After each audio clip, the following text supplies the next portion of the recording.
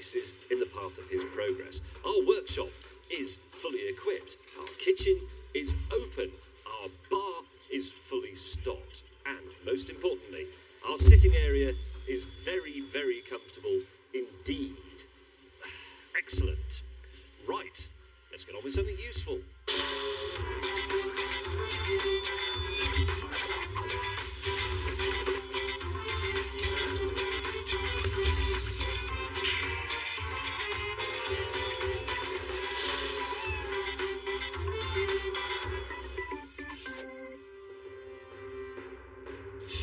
ManLab is the crucible of competence, where skills are forged and shoddiness scorned.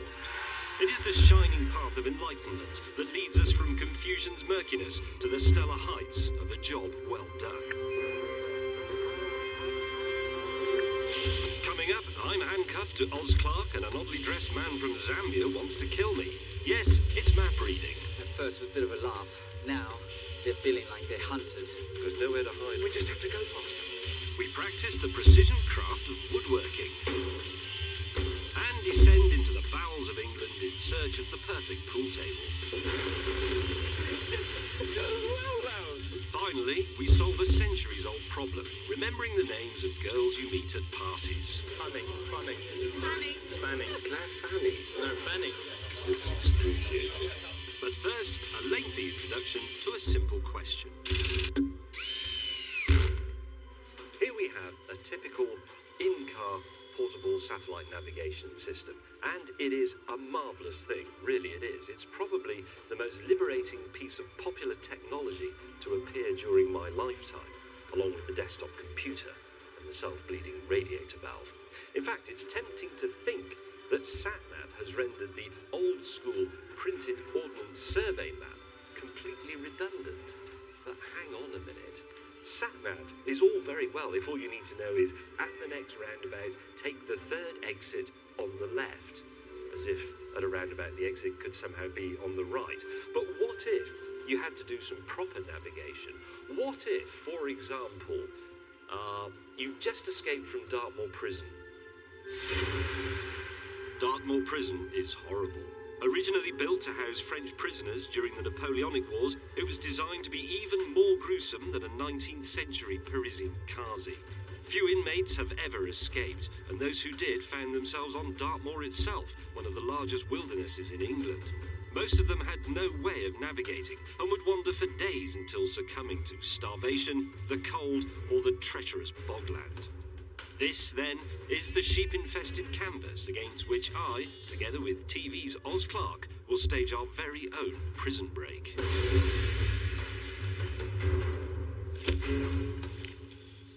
Right, let's make one thing absolutely clear. Oz and I haven't really escaped from Dartmoor. A, because they won't let us in, then B, they won't let us show you how to get out. But from now on, this is for real. We're on the run from the prison. And all we've got is this map smuggled inside a cake, fruitcake by the smell of it, and all we've got on it is the prison here. North here. Yep. Coordinates. Yeah, we don't know what those mean yet. Yeah. And a bridge, west, slightly southwest, which we presume is where we've got to go, where Knuckles will have left us something. Knuckles has left us our swag there. Yeah. But the first thing we need to do is work out which direction to go in, and we need to know where north is. You can actually do this with your watch, because if you... No, if I take it off. You point the hour hand of your watch, which is set at the right time, at the sun. It's 9 o'clock. But actually, you have to work on GMT, and it's British summertime, so actually it's 8 o'clock. So point the 8 at the sun. If you divide the arc between the hour hand and the 12 o'clock position in half, it gives you south, not north, south. So south is over there, roughly in a line with those chimneys. We want to go slightly southwest, so it's pretty much parallel with this wall, agreed? Absolutely. Right, there are people on our tail, so we need to go. Let's get moving.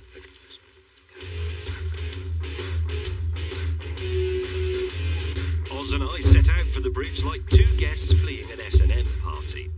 On the other side of the moor, our accomplice is waiting. In accordance with the rules of Prison Break films, he's called Knuckles, and he's knocked off a jag for the getaway.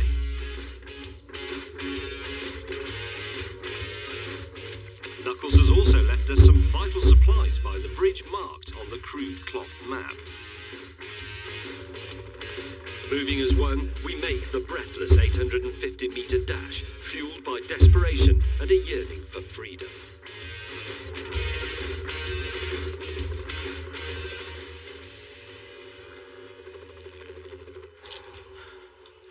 So far, so good.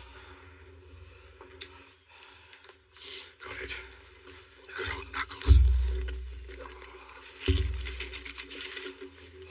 Our boots. Oh, Knuckles. We now had a decent survival kit for the moors. New boots, orienteering compass, and, most pressingly, bolt cutters. Right, straight off. Let's do it. Hang on, how do you do this?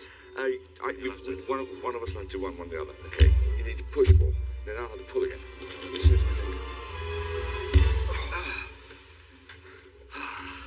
can. Now we were free to get our heads around the two most important bits of the swag bag. Oh, yes. Some pork hidden inside a pie and an OS map. So we've escaped from Dartmoor Prison, allegedly, using Knuckles' map that he smuggled in with the cake, which has led us to this old railway bridge. And on the fabric map, as Oz noted earlier, Knuckles has written some coordinates. They're obviously coordinates west and north. West 5401, north 6703. Yeah, and I've got an Ordnance Survey map here. And Ordnance Survey maps are one of the great glories of creation. These maps here, they just tell you absolutely everything. You only have to look at the map, and they give you a complete picture of the place you are. And presumably, we'll find that place on the map, and that's where we go, and that's where either Knuckles or Nosher or Cruncher or Fingers will be waiting for us in the Jag. Unfortunately, plotting a path to the getaway car is the least of our worries. No imaginary breakout goes unpunished on Dartmoor, and a crack team of cross-terrain trackers is unleashed to bring us in, dead or alive. Their leader, Ian Max Maxwell, is the world's foremost authority on animal tracking, having tracked his first leopard at the age of 8. He even has his own specialist tracking organisation, codenamed Shadowhawk. They could conceivably be a match for Clark and May, so we set about decoding the coordinates. 54. Obviously, these big coordinates, the squares go 53, 54, 55. So it's 5401. It's 54 and a 10, which is there. So it's slightly to the right of that line. Yeah. 5401's down there. 6703 means that it's 1/3 above 67 towards 68. This is the line of 67. That's the line of 54. That's where we're meeting them. Look, Knuckles is there. Unless I am wrong, that's the sign of a pub. It is. It is a sign of a pub. Knuckles is in the boozer. What a great incentive for the recently released. A pub. Between us and it, though, is a vast vista of lakes, woods, bogs, marshes, and exposed moorland. So it makes sense to plot a proper route. What I've done for the first bit is just plotted a very basic course from where we are to the edge of the woods, but that gives us something to head for. But we can get a bearing for the first bit. This is where we use our orienteering compass, which has this rotating housing on it. If you ever need to escape from Dartmoor, here's a quick guide to using an orienteering compass. Place the edge of your compass along your intended route with the direction of travel arrow pointing the way you want to go. Turn the compass housing so that the orienteering lines on the compass line up with the grid lines on the map, and the north indicator, the two green lines, are pointing north. Take the compass off the map and then turn the compass until the north needle lines up with the north indicator. As your compass is now orientated with the map, your direction of travel arrow will be pointing in the real-life direction you need to go. This arrow on the base shows you where to go. Somewhere over there is our point just to the east of Black Tor. And that's our first target. Yep. Brilliant. Meanwhile, back at the jail, Max has already picked up our scent. I've just found some amazing tracks here. This grass has been trampled down, and that grass is still wet. That's gold dust to us, because I now know, at least within the last couple of hours, someone's been here. These guys are likely to be wearing trainers that doesn't look like a boot. But this one, we're going to nickname this one. And we'll use a nickname on our radios throughout the whole track. And we'll call that Wavy. It comes around like that. And this break off here means that they've just stepped off in that direction. If they get stuck in the bogs, and they're going to really struggle with this kind of footwear on. Right, and we need to change our boots, James. Yes. These things we're wearing at the moment will absolutely come to bits in bogs and things. But also because we want to change our footprints. We can tell whether they're getting tired just simply because of the distance between the tracks will close down. They might then replenish with water or drink something or eat something. Oh, good old Knuckles. We know the direction of travel, so there's no point in hanging around. I want to get on this guy's backside, track him down. As Oz and I break cover and use our compass to head to our first waypoint, Max is also making use of his surroundings. Mr. Wavy. Right, let's go. With the trackers in pursuit, a spotter climbs the highest hill. He might just be able to pick out two blokes in romper suits. The chase is on.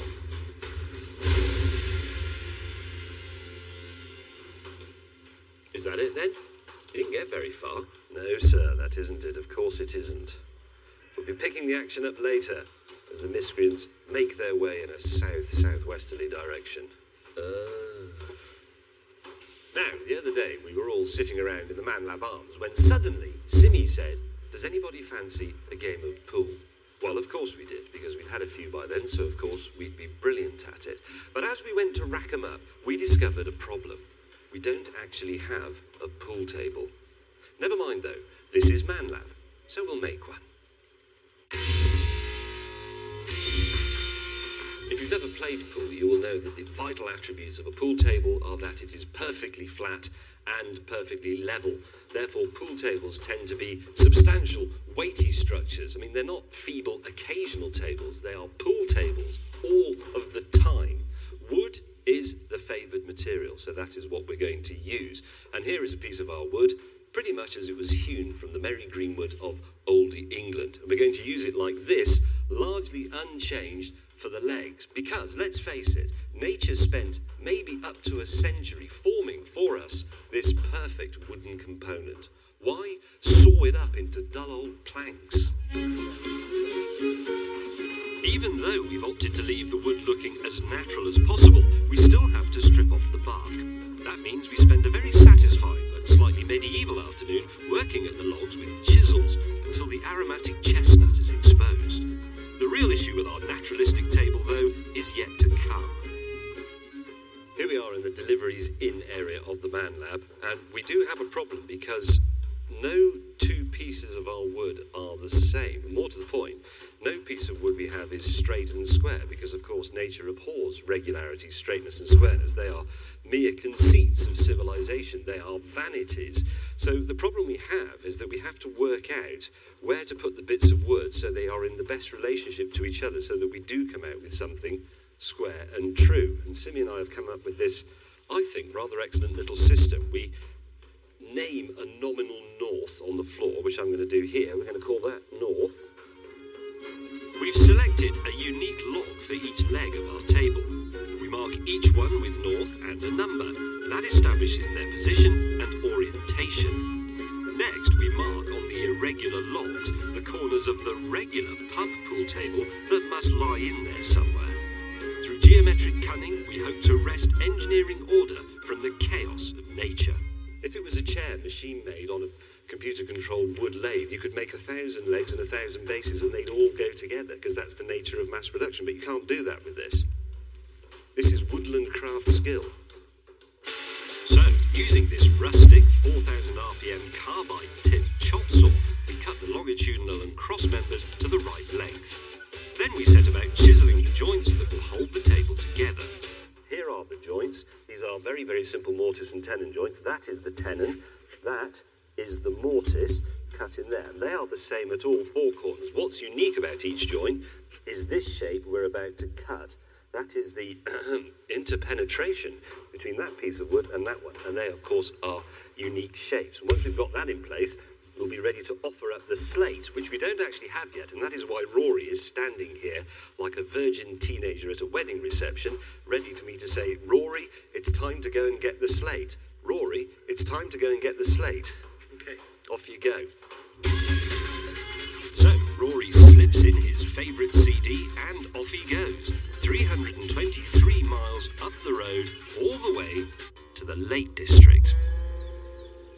This rugged, mountainous landscape is home to England's last working underground slate mine at Honister Pass. The artisans of Honister have been mining and shaping slate into everything from roof tiles to kitchen worktops for the last 300 years. It's Rory's job to journey into the mines and extract the perfect piece for our pool table. Meanwhile, with the final interpenetration joint cut and assembled, the frame is done. So now we need to make the support for the forthcoming slate. This will have to be absolutely flat and level. Yay. This is the mysterious coming together of the square and true and the not square and true. This is where we'll find out if our great philosophical thinking bears any fruit, or if we're just going to have really a very long-lasting bonfire, because this is pretty dense stuff. So, we set about cutting precise notches in the frame to take the support. These have to be equidistant above the floor, which is level, so the slate will be too. And talking of the slate, it's still part of the Lake District, but not for long.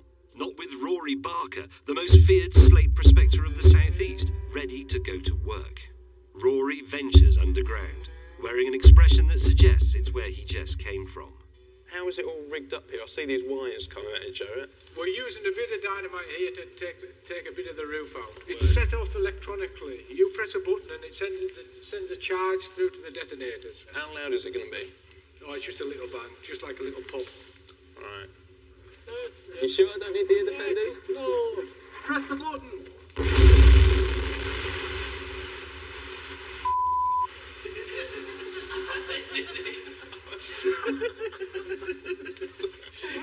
That was well loud. Why didn't you put your earmuffs on? It said not to. Someone said not to put them on. It said I didn't need to. Still, the unwitting victim of the oldest practical joke in mining has done us proud. And this chunk of Cumbria is destined to become the soul of our table, just as soon as it's been milled to the dimensions in Rory's notebook.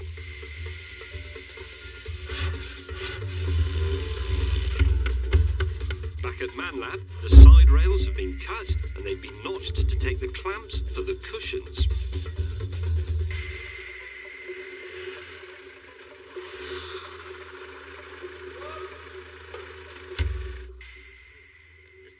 Well done. It's only taken you 3 days. Very nice. The moment of truth. If Rory's measurements are wrong, it's back to square one for us and the job centre for him. Wow. So, with the slate in position, Sim is able to complete the holes for the pockets, hewn out of solid chestnut. Now we can cover our slate in glorious blue baize, taking care to avoid wrinkles. It's gone wrong, really, but not disastrously. All that remains is to fit the rails and the cushions, and I'm ready to take a test shot.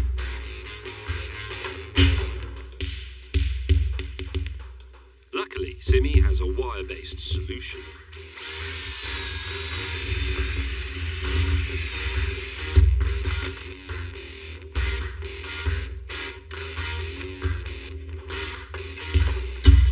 Oh, yes! Simmy, that's a thing of beauty. What a table this is. We've preserved the natural beauty of raw timber, but dignified it with the discipline of geometry. We've cut a perfect playing surface from the mountains of England, and then sheathed it in that blue baize that the bloke from the haberdashery shop hadn't been able to shift for years. But the most terrifying job is yet to come, marking it up with an indelible felt-tip pen. Director Tom loses the toss. Are you ready? Yes. Is there anything you need to say to your family or anything before you do this? No, they'd never speak to me again anyway if it went wrong. All right. Slowly, evenly, don't panic.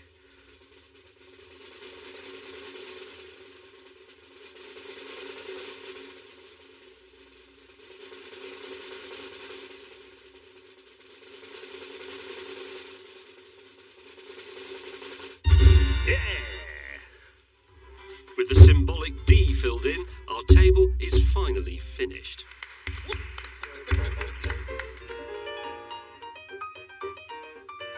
This only took 7 days. And now we're going to inaugurate it with a game between me and Sim. I won the toss, so I break for the very first time ever on the Man Lab pool table. Yeehaw! Pretty good.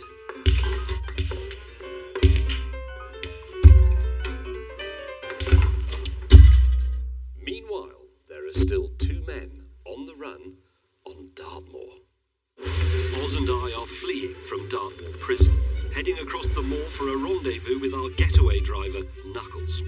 But between us and him is a wilderness of rough terrain made up of lakes, woods, bogs and marshes. We've broken our chains and changed our boots, but in hot pursuit are a team of expert manhunters. As we race towards the cover of some distant woods, a spotter is sent to the top of a nearby hill to watch for any sign of us. The problem we have here is that we're only just out of sight of the tor over there, where we suspect they're looking out for us. There's no way around the problem of having to cover quite a large area of open ground. Well, why don't we try and apply Naismith's rule? We've got to cover that ground as fast as humanly possible. We need to get over round the corner of that hill, over towards the trees. Now, Naismith's rule is one of these rules which says that you can cover 3 miles in an hour, and also you have to allow an extra half an hour for going up 300 metres. So technically, we're going down, so we can take a little off that. And we've got something like 2 miles and a bit to go. I reckon that we should say to ourselves that we will not allow ourselves more than something like 40 minutes to get there. I'd like to do it in half an hour. So half an hour to the corner of that hill over there? Maximum half an hour. If they're looking in this direction, they're sure to see us.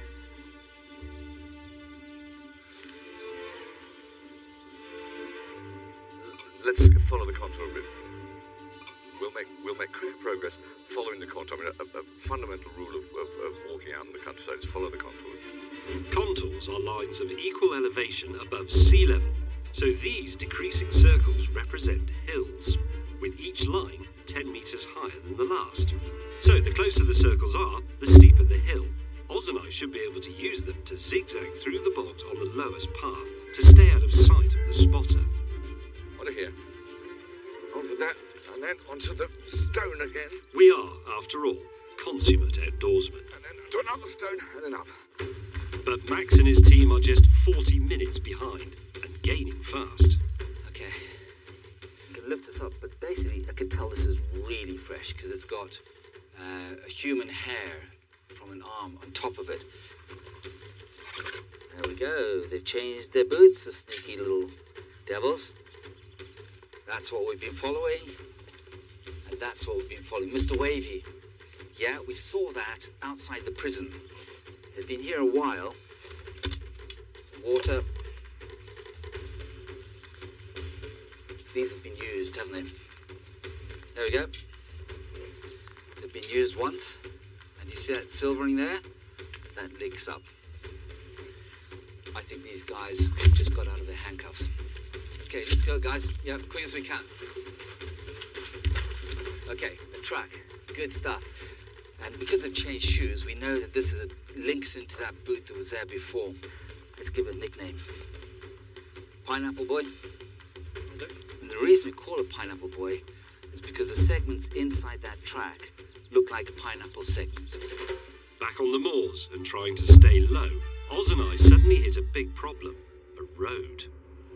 We're not just exposed to the spotter here. Passing motorists might see sunlight reflected from Oz's head. We're about to cross the road, which is obviously very exposed, so the trick is to cross it at right angles as quickly as possible.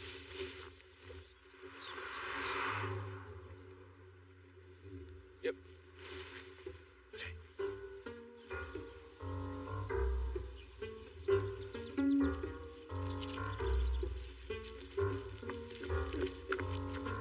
Watch it. Sheep! Tango 1, Tango 1, Tango 2. Yeah, I've got 2 people wandering on the valley floor. The door's up there. Now this side. Here. Here. Yeah, I think we've got them. Down the left of the second peak, just against the back, pretty much where Jamie's standing. That's it. Okay, what we've got to do now, because we've got an eyeball on these people, is we're going to move very quickly. So Max and his trackers are striking out from the bridge across the moor. And although Oz and I have a small lead, there's a long way to go, and we're completely exposed. We can't even hide against the side of the hill. It's just so obvious. A couple of blokes racing across open country like this.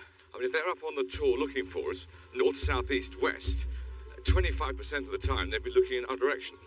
And so, you know, if they're looking in our direction 25% of the time, they've got to have seen us. We were out in open country for about 10 minutes.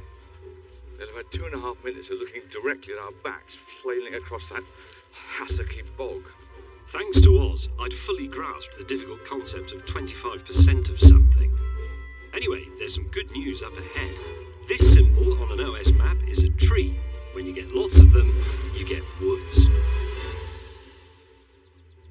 I think we're going to need to find some way of making ourselves look a little less obvious. I mean, this aqueduct is really useful because an aqueduct will show us precisely the way downhill. Obviously, aqueduct has got to go downhill, but it also means that it's dead easy for them to track.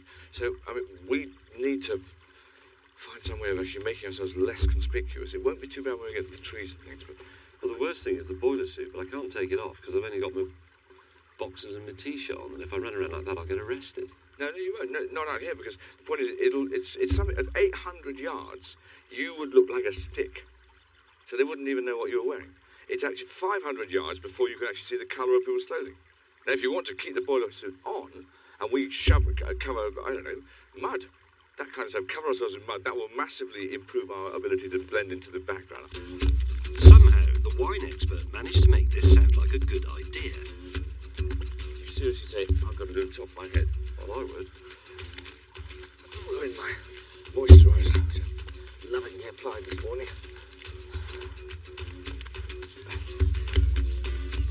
Thus disguised, we were off once more, seamlessly blending in with our environment. You have to get up pretty early in the morning to outsmart Mr. Wavy and Pineapple Boy. Brilliant. Okay, guys, come in. That's what we needed. We've got this plant which is bent over. It should be like that. So you're 1, 2. So that gives it a direction. This is called flagging. Rather like a flag flying in the wind, the flag will point in the direction of travel. Absolutely brilliant news. Right, we were just heading. It was really hard about an hour ago. Couldn't see anything because of the bog. All we needed was one track just to tell us that they're in this direction. Now we know we've got a feature bridge, all these things over the place, so we're going to start running and move as quickly as we can to get to them. Let's go, guys, pick it up. As Max and his team head towards the aqueduct, Oz and I are entering the woods and finally getting out of sight.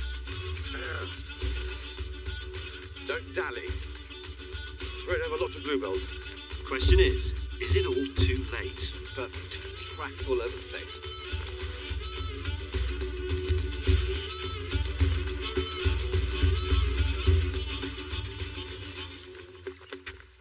Right.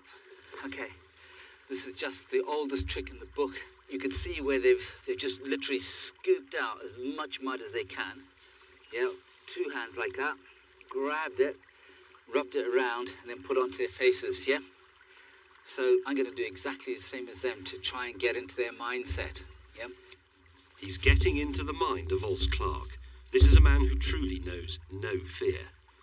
Some people put 2 stripes like that because it looks good. But if you go into, for example, ferns, where you've got sharp angles, you'd wear sharp camouflage as well. But equally, if you've got sharp features, a very sharp nose or high cheekbones, you'd use a stripe coming down to get rid of the high points on your face. With both teams entering the woods, we're reaching the end game in our escape to freedom. They can smell us. They can smell pork pie on our breath. These guys are escaping from us now. At first, it was a bit of a laugh. Now, they're feeling like they're hunted. They've got a pack of guys who are going to come down on them really soon. And I should think that where they are at the moment, it's all becoming clear to them. French cheeses, that's what... Don't trust French cheese. Shut up about bloody cheese. time is not on their side and we're going to get them.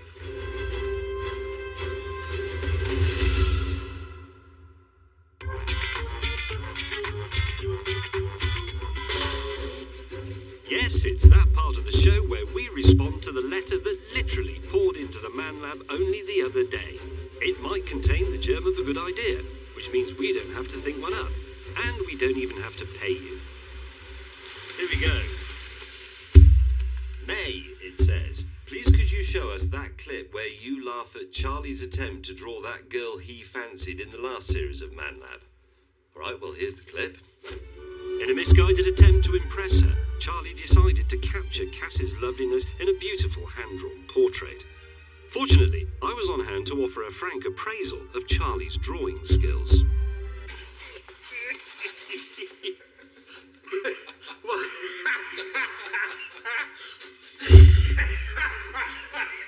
Thus passed a happy afternoon in mocking Charlie's attempts to draw the human face. It's really touching, and I can't draw, but that's why I don't. Then could you show us if you could do it any better? Bugger. I've always believed, ever since school, that you can either draw or you can't, and I can't. I'll show you what I mean by sketching our sound man, Dan. It is, in the words of Claude Monet, très difficile. Your nose isn't straight. There's some sort of hair stuff going on there. I can't do it. I just don't know how to do it. I can't see it. It's just a mass of colour. I don't know how to make it come out in a pencil. But here's a man who reckons drawing can be taught. John Myatt is an art teacher by training, but his talent for mimicking the masters eventually led to a brush with the law. But now he's a reformed man, and he's here to teach me the eternal mystery of the human face.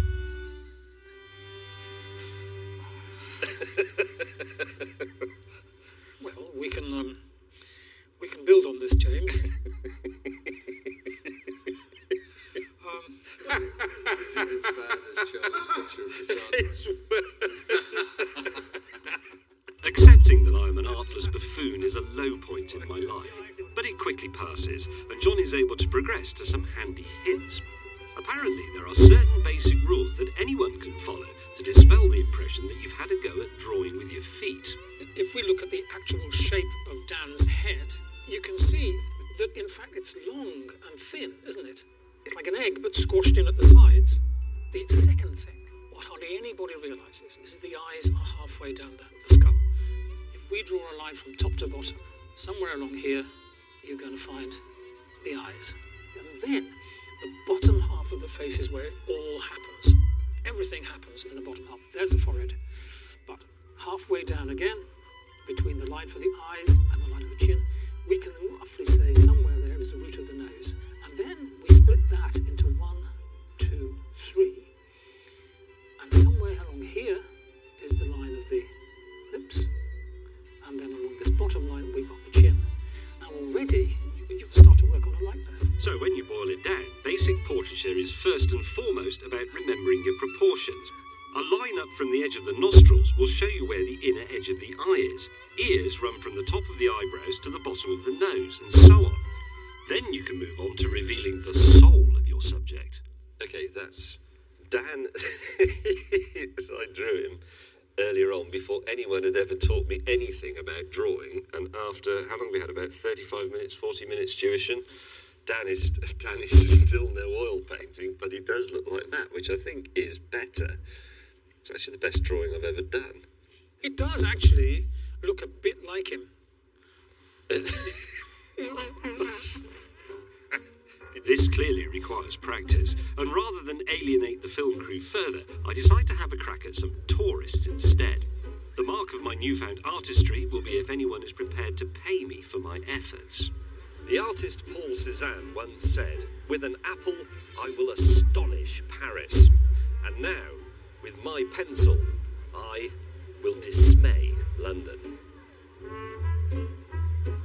My alluring sign and pay what you think it's worth policy soon draws a steady stream of tourists wanting something for the ancestral gallery.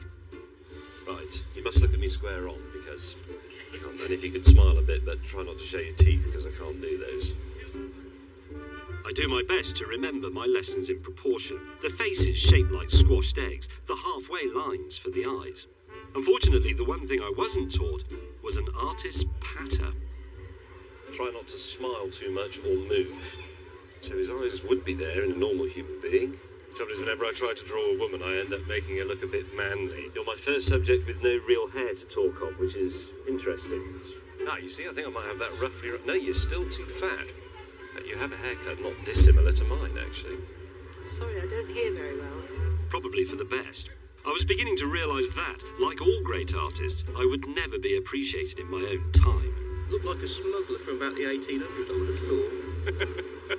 I look a bit cross. Being on the South Bank doesn't help either. For every couple of normal people, there's someone who looks like this bloke. See, the head is an egg, but I can't see much of his head. At least it prevents me having to do too much of your nose, because most of it is actually hidden, which is good. 3 portraits down, and thanks to Moodius Maximus, my coffers are not exactly overflowing. A used staple. Do you know what I think? I think the Romans can bugger off. B-V-G-G-E-R. Off. But just as I was getting ready to call it a day and cut my own ear off, amazingly, I began to improve, as the practice of sketching portrait after portrait all day started to pay off. I like it, actually.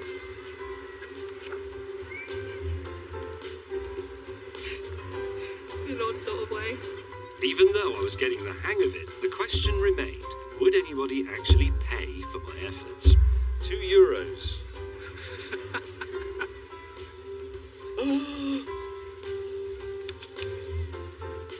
Look at that!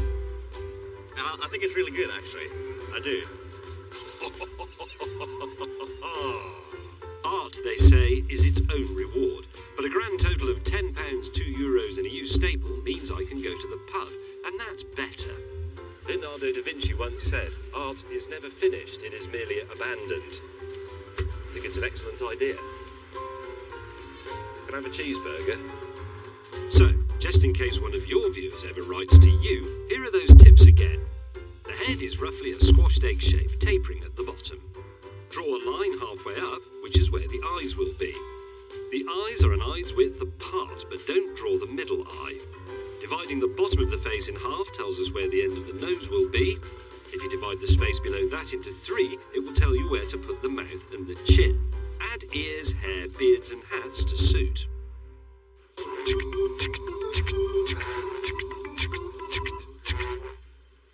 Now, we were talking in the Man Lab the other day, and we all agreed, Bob, the director, Tom, and Stan on the camera, Sean on the camera, that remembering names is a very difficult skill for a man to master, especially at big events. However, there are techniques for dealing with this. So, in the interest of preventing a man from looking like a feckless teenage halfwit, we decided to try them out, using one, our very own Rory. And here is a baffled Rory, who we'd managed to covertly smuggle in to the Army Rugby League charity dinner, the jewel in the military social event calendar. I'm outside monitoring his every move from the man van. From here, I can see everything that's going on this screen, which is a live feed from our main camera. There's Rory's face now. I can hear everything Rory says through this device, and by pressing this button, I can advise him through a secret earpiece hidden in his ear. You can just see the camera discreetly hidden in his clothing. During the pre-dinner drinks, Rory must circulate as unobtrusively as possible, learning each guest's full name. Later, he will be playing the role of Master of Ceremonies, announcing each guest as they present themselves to be seated for dinner. I also have here the names of all the guests, plus the added complication, because this is the army, of course, of their ranks. And I have over here on this computer and on various bits of paper details of known techniques for helping to remember people's names. In short, though, what we're asking Rory to do here is pretty much impossible. Look at his face now. Look at him. He's getting nervous. Okay, a couple of quick techniques. Use the name frequently when you're introduced, so find an excuse to say it a number of times. Okay, so the next guys that come in, I'll just keep saying their names. Yeah, but don't overdo it, otherwise they'll think you are a bit of a nutcase. A new crowd of guests has just arrived. Time for Rory to try out technique number 1. Hi, I'm Rory. Emma, nice to meet you. Emma, how you doing, Emma? How you doing? Rory. Hi, Claire. Nice to meet you, Claire. How you doing? Fine. You get all right, Claire? Yes, fine. Well done, Claire. Nice one, Claire. Michelle, nice to meet you, Michelle. Yeah, lovely drink you got there, Michelle. Drink it up, Michelle. And Stu, how you doing, Stu? Yeah, having a good night, Stu? Stu, yeah? Yeah. Lovely, lovely. Yeah, enjoy yourself, mate. Have a good night, Stu. He thinks you're lunatic. What was the first one called? The first one's name was Emma. You're right. No one is quite clear why a village idiot with a strange device bolted to his ribs is at their dinner, but they're too polite to mention it. Another technique. Clarify spelling. Ask, how do you spell your name? But Roger...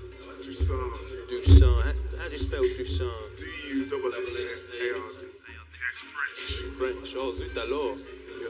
Silly sod. But if it's a fairly obvious name, to help you remember, write it with the tip of your finger, but not obviously in the air, because that'll make you look really lunatic. What's your name, sorry? Norman, nice to meet you, Norman. Rory Barker. Rory Barker. I'm just going to write. You don't need to spell your own name out, but use your full name so you get their full name. Just trying to spell out Norman's name. I'm starting to wonder if Rory might have problems beyond the help of memory techniques. And as the guests start to flood in, he struggles to keep up. Andy Kershaw. Andy Kershaw. Rich Nivel LaRue. Nivel LaRue. Fanning. Claire Fanny. No, Fanning. Sorry. It's excruciating. Ben Hughes. Ben Hughes. Right, so how do I remember his name? You can do little rhymes if you want, like, you know, it's Hughes, so you could do the association huge Hughes, because he's a big bloke. Yes. Yes, big huge. Ben Hughes. Ben Hughes. Big Hughes. Ben Hughes. This is a nightmare. This is all going wrong. God, he looks nervous. And you're Katie Eastwick. Katie Garside. Thanks. Right, it was close. I think she quite likes you, Rory. Yeah, she's only human. Don't say that out loud, you fool. Yeah, sorry, no, I wasn't talking to you then. What are you talking to? I was talking to a drink. What do you mean? I'm not. Get out of that one. Sorry. Fucking to his drink. I forgot that she could hear me when I spoke to you. She's looking at me, I'm going to... Subtly. Time's running out, and so far Rory's managed to remember a few and terrify many. Rory, just to let you know, I don't want you to panic, but it's 3 minutes to dinner. With the clock ticking, Rory is suddenly hit by a scrum of late arrivals. John Hullet. Bullet. So I've written it with my finger. Also, the rhyming association is the army. John Hullet, Bullet. Hullet, Bullet. That's C-A-R-O. Jeremy Bethel is a colonel. He is a colonel. Stewart. Is that Ben Johnson? That is Nobby. Nobby Nocock. Nobby. It's Nobby Pocock. D-U-S-S-A-R-D. Roger Dussard. I can't work out if these blokes find Rory incredibly charming or the biggest chump they've ever had in their mess room in their entire lives. Oh, here we go. Good luck. Right, thank you very, very much. The format for tonight. In a moment, I'm going to hand over to Rory. Rory, would you like to come front and centre, mate? All right. Rory's been going around trying to memorise all your names. Okay, who am I? You are Ryan Swindale. Okay, well done. All right, yeah. We can do this, Rory, I think. Now, what's going to happen is I'm going to hand over to Rory, and Rory's going to call you through. Time to see what Rain Man Rory can do. Ben Hughes. Ben Hughes, a.k.a. Ben Huge. Word association technique, correct. Emma. Who the hell is Emma? Bose. Emma Bowescrick. Good rescue. Emma Bowescrick, repeating the name back to them technique, correct. Colonel Jeremy Berthel. Thank you. Only bloke in a white jacket. Easy one. Ben Johnson. Writing the name with a finger technique. Failed. Ben Hullett. And Julie Hullett. Word association technique. Hullet, bullet. Correct. Norman. Sergeant Major Norman Montford. Writing the name with your finger technique. Failed. Andy Gray. Name repetition. Correct. Ben Johnson. He's not Ben Johnson either. Katie Garside. Speaking to a gin and tonic. Not a recognised technique, but it'll do. Roger Dussard. D-U-S-S-A-R-D. Clarifying spelling technique. Flying colours. Clive. No. Jeremy. No. Fred. No. Andrew. No. Ben. Johnson. I'm not sure Ben Johnson's actually here. Who's this bloke? Ben Johnson. So, with the great Ben Johnson mystery of 2011 solved, Rory slam dunks the final guests with ease. My score sheet shows that Rory actually managed to remember over half the names of these identically dressed people. Strangely, though, he wasn't invited to join them. On reflection, perhaps society would be better served if we could all just acknowledge that we can't remember each other's names, and then we won't all look like idiots, just like Roger there. Anyway, meanwhile, back on Dartmoor, the net is closing. Oz and I have escaped from prison and are on the run from a crack team of expert trackers with only our orienteering skills and basic camouflage to help us. Our goal, Knuckles, our getaway driver, waiting for us on the other side of miles of tough terrain. We've already made it across the moors from Dartmoor Prison to these woods, but the trackers are closing us down.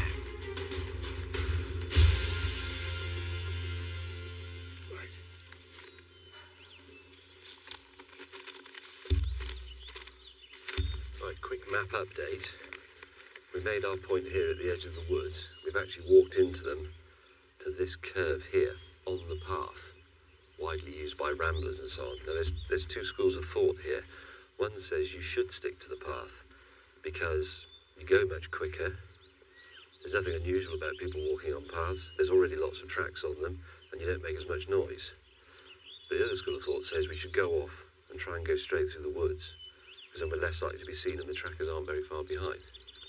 I say we go through the woods and then hug the northern edge of the reservoir. So that's what we do, disappearing furtively into the undergrowth like two wanted plumbers.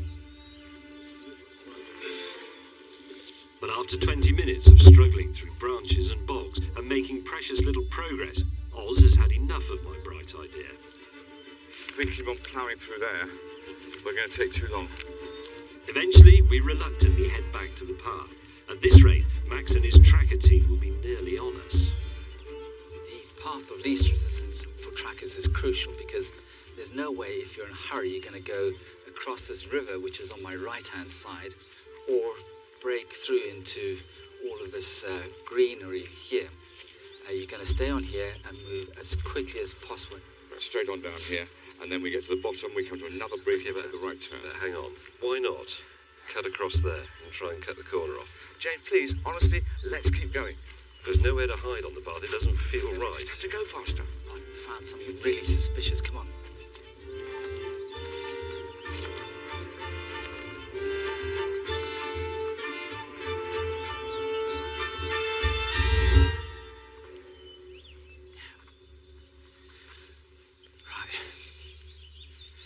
Thought it got him. Somewhere where they could have hidden up, gone to lay out for days. This is the kind of thing the most dangerous criminals in the world will do. If you build something like that, there's no way people are going to find you. But no luck this time. Just keep looking. So, the shack turns out to have been made not by two television presenters, but by a Commonwealth Garden escaped criminal psychopath. Phew. Anyhow, this diversion buys us a few precious seconds as we head to our next landmark. The cartographers among you will have realised that this large area of blue is a reservoir. But in order to get there, we face a fresh challenge. Some locals.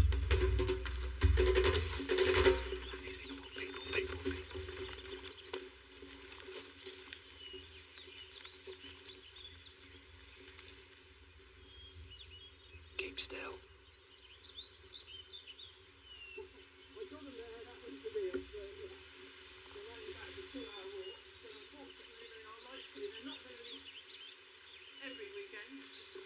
They might look like harmless ramblers, but all it would take is a little light torture from Max, and they could crack. It's a risk we just can't take. We've got to go. We can't stay. Avoiding the public was trickier than we thought, and as we came across the second road we had to cross, our camouflage skills were tested to the limit. She can be seen a mile off. James, there's one old lady by a van. She's on the other side of the van. She's not looking. We have to get... Oops, can't...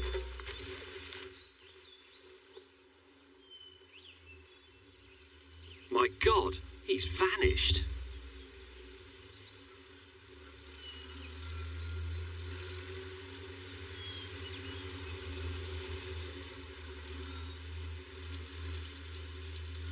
We've got to get up, James. We've got to get up.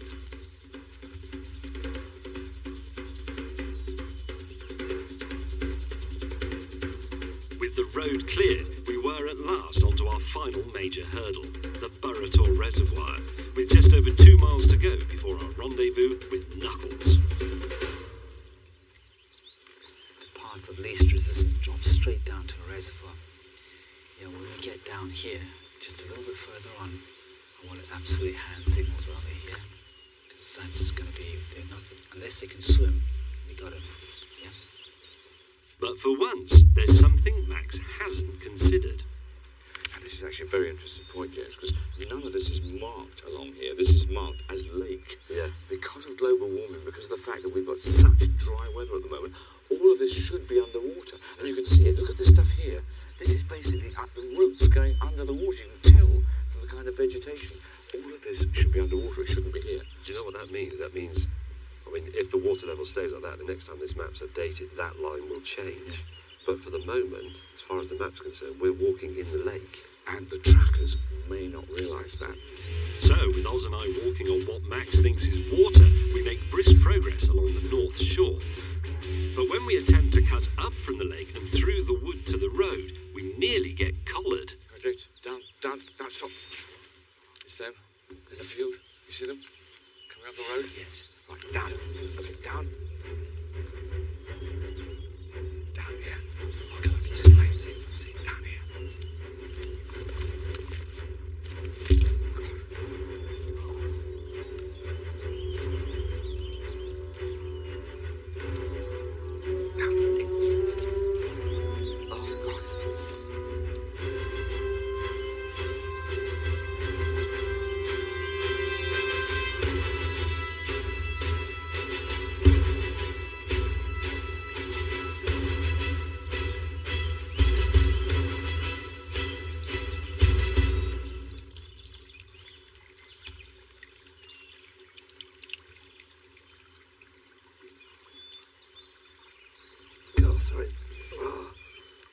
We may have avoided capture by the skin of our teeth, but in the scramble to hide, I've knackered my knee quite badly.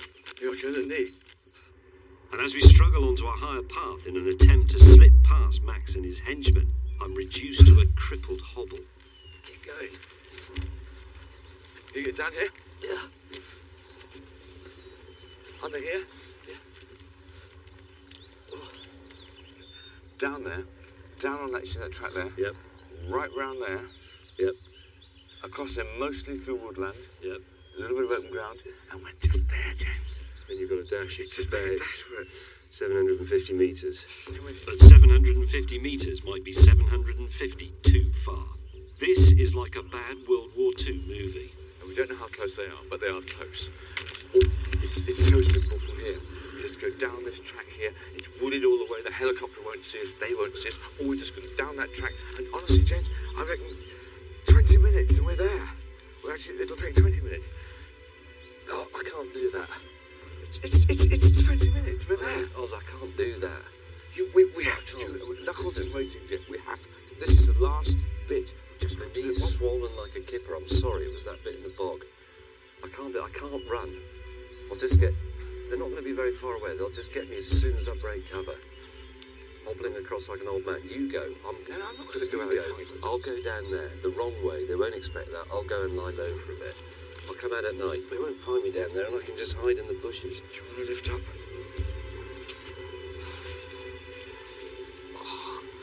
I'm sorry. Terrible, James.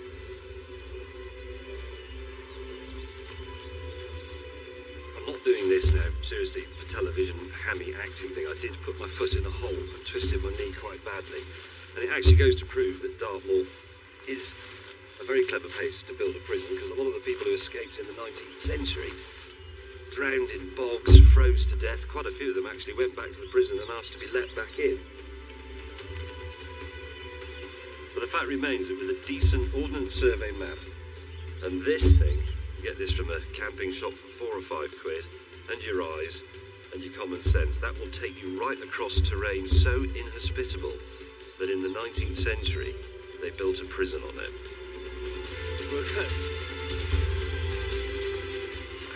Right, where's the other one? All right. Where is he? You won't get him. He's got the map.